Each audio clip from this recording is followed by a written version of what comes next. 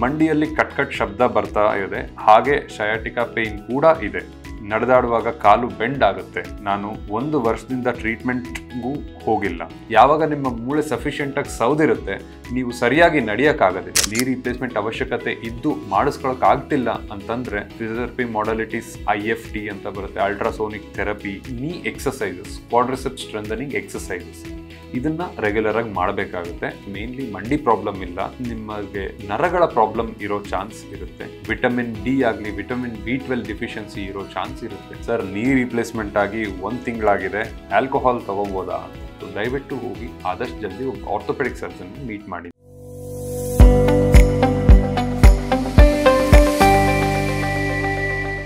ಈ ಹಿಂದೆ ನಾನು ನೀ ರಿಪ್ಲೇಸ್ಮೆಂಟ್ ಬಗ್ಗೆ ಒಂದು ಮಾಹಿತಿ ಕೊಡುವಂಥ ವಿಡಿಯೋ ಅಪ್ಲೋಡ್ ಮಾಡಿಸಿದ್ದೆ.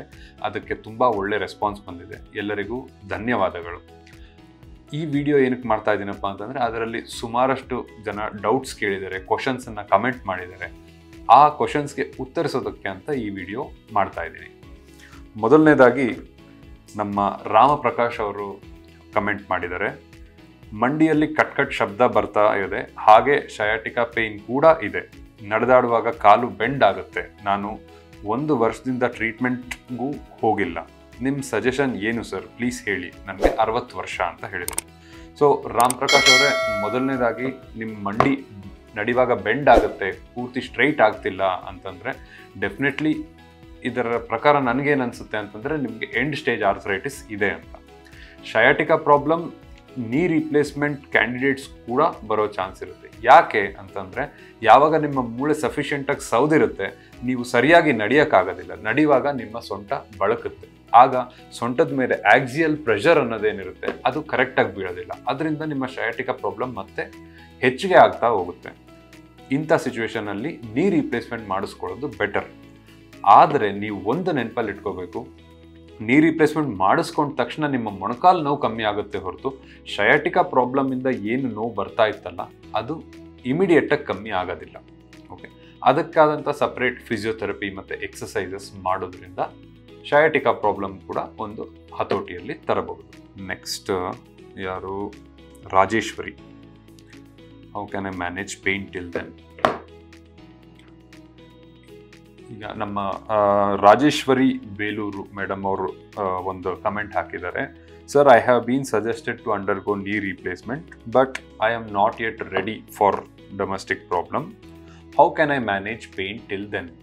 ಸೊ ಮೇಡಮ್, ನಿಮಗೆ ನೀ ರಿಪ್ಲೇಸ್ಮೆಂಟ್ ಅವಶ್ಯಕತೆ ಇದ್ದು ಮಾಡಿಸ್ಕೊಳಕ್ಕೆ ಆಗ್ತಿಲ್ಲ ಅಂತಂದರೆ ದೇರ್ ಆರ್ ಮೆನಿ ರೆಮಿಡೀಸ್. ಮೊದಲನೇದಾಗಿ ಫಿಸಿಯೋಥೆರಪಿ ಮಾಡಲಿಟೀಸ್ IFT ಅಂತ ಬರುತ್ತೆ, ಅಲ್ಟ್ರಾಸೋನಿಕ್ ಥೆರಪಿ, ಲೇಸರ್ ಥೆರಪಿ, ಇವೆಲ್ಲ ಮಾಡಿಸ್ಕೋಬೋದು. ಇದಲ್ಲದೆ ನಿಮ್ಮ ನೀ ಎಕ್ಸಸೈಸಸ್, ಕ್ವಾಡ್ರಿಸೆಪ್ಸ್ ಸ್ಟ್ರೆಂಥನಿಂಗ್ ಎಕ್ಸಸೈಸಸ್, ಇದನ್ನು ರೆಗ್ಯುಲರ್ ಆಗಿ ಮಾಡಬೇಕಾಗುತ್ತೆ. ಇನ್ ಕೇಸ್ ನೀವು 3 ತಿಂಗಳಿಗಿಂತ ಜಾಸ್ತಿ ಪೋಸ್ಟ್ಪೋನ್ ಮಾಡ್ತಾ ಇದ್ದೀರಾ ನಿಮ್ಮ ಸರ್ಜರಿನ ಅಂತಂದರೆ you can also get 1 steroid injection. ಮೊಣಕಾಲಿನ ಜಾಯಿಂಟ್ ಒಳಗಡೆನೆ ಇಂಜೆಕ್ಷನ್ ಹಾಕಿಸ್ಕೋಬೋದು. ಇಲ್ಲಿ ಶ್ಯಾಮಲಾ ಅನ್ನೋರು ಮೆಸೇಜ್ ಹಾಕಿದ್ದಾರೆ, ಸರ್ ನನಗೆ ಮಂಡಿ ನೋವಲ್ಲ, ಪೂರ್ತಿ ಕಾಲು ನೋವು, ತುಂಬ ಇಂಜೆಕ್ಷನ್ ಮತ್ತು ಫಿಸಿಯೋಥೆರಪಿ ಎಲ್ಲ ಆಯಿತು, ಅಂದ್ರೂ ವಾಸಿ ಆಗಿಲ್ಲ ಅಂತ. ಸೊ ಶ್ಯಾಮಲಾ ಅವರೇ, ನೀವು ಕಮೆಂಟ್ ಮಾಡಿರೋದನ್ನು ನೋಡಿದರೆ ಏನು ಅರ್ಥ ಆಗ್ತಿದೆ ಅಂತಂದರೆ ನಿಮಗೆ ಮೇನ್ಲಿ ಮಂಡಿ ಪ್ರಾಬ್ಲಮ್ ಇಲ್ಲ, ನಿಮಗೆ ನರಗಳ ಪ್ರಾಬ್ಲಮ್ ಇರೋ ಚಾನ್ಸ್ ಇರುತ್ತೆ. ಅದಲ್ಲದೆ ನಿಮ್ಮ ವಿಟಮಿನ್ ಡಿ ಆಗಲಿ ವಿಟಮಿನ್ B12 ಡಿಫಿಷಿಯನ್ಸಿ ಇರೋ ಚಾನ್ಸ್ ಇರುತ್ತೆ. ಇಂಥ ಸಿಚುವೇಶನ್ಗಳಲ್ಲಿ ಬೆಟರ್ ಮೊದಲು ಒಬ್ಬ ಆರ್ಥೋಪೆಡಿಕ್ ಸರ್ಜನನ್ನು ಮೀಟ್ ಮಾಡಿ ಅವರು ಎಕ್ಸಾಮಿನ್ ಮಾಡ್ತಾರೆ.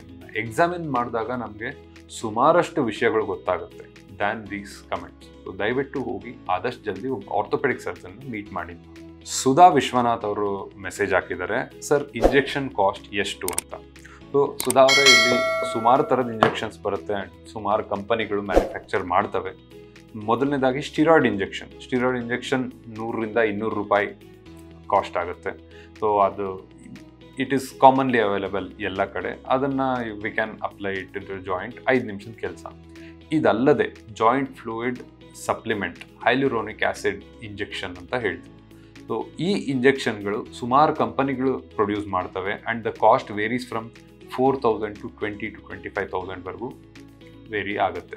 ಸೊ ಇವೆರಡರ ಮಧ್ಯೆ ಯಾವುದನ್ನು ಚೂಸ್ ಮಾಡ್ಕೋಬೇಕು ಅನ್ನೋದು, whenever the arthritis is end stage, ನಿಮ್ಗೆ ಆಲ್ರೆಡಿ ನೀ ರಿಪ್ಲೇಸ್ಮೆಂಟ್ ಅಡ್ವೈಸ್ ಮಾಡಿದ್ದಾರೆ ಅಂತಂದರೆ ಸೊ ನಿಮಗೆ ಆ ಜಾಯಿಂಟ್ ಫ್ಲೂಯಿಡ್ ಸಪ್ಲಿಮೆಂಟ್ ಏನಿರುತ್ತೆ ಅದನ್ನು ಹೈಲುರೋನಿಕ್ ಆ್ಯಸಿಡ್ ಇಂಜೆಕ್ಷನ್ ತೊಗೊಳೋದ್ರಲ್ಲಿ ಏನೂ ಅರ್ಥ ಇರೋದಿಲ್ಲ. ನೀವು ಸ್ಟಿರಾಯ್ಡ್ ಇಂಜೆಕ್ಷನ್ಗೆ ಹೋಗಬೇಕಾಗುತ್ತೆ. ಯಾರ್ದು ನೀ ಆರ್ಥರೈಟಿಸ್ ಸ್ಟೇಜ್ 2-3 ಆ ಸ್ಟೇಜಲ್ಲಿರುತ್ತೆ ಅಂಥವ್ರು they can try this joint fluid supplement along with steroid injection.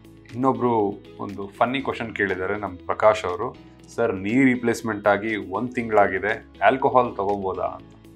So ಎಲ್ಲರಿಗೂ ಗೊತ್ತಿರಂಗೆ ಆಲ್ಕೋಹಾಲ್ ಮದ್ಯಪಾನ ಮಾಡೋದು ಆರೋಗ್ಯಕ್ಕೆ ಹಾನಿಕರ, ನಿಮ್ಮ ಲಿವರ್ನೆಲ್ಲ ಹಾಳು ಮಾಡುತ್ತೆ in the long run. So ಅದನ್ನು ಅವಾಯ್ಡ್ ಮಾಡೋದು ಉತ್ತಮ.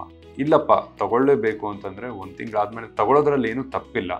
ಆದರೆ ನೀ ರಿಪ್ಲೇಸ್ಮೆಂಟ್ ಮಾಡಿದ್ದಾದಮೇಲೆ ನಿಮ್ಮ ಮೂಳೆನ ಕಟ್ ಮಾಡಿ ಆ ಇಂಪ್ಲಾಂಟನ್ನು ಕೂರಿಸಿರ್ತೀವಿ. ಸೊ ಆ ರೀಜನಲ್ಲಿ ಕೆಲವೊಂದು ಸ್ಟ್ರೆಸ್ ಪಾಯಿಂಟ್ಸ್ ಅಂತ ಇರ್ತವೆ.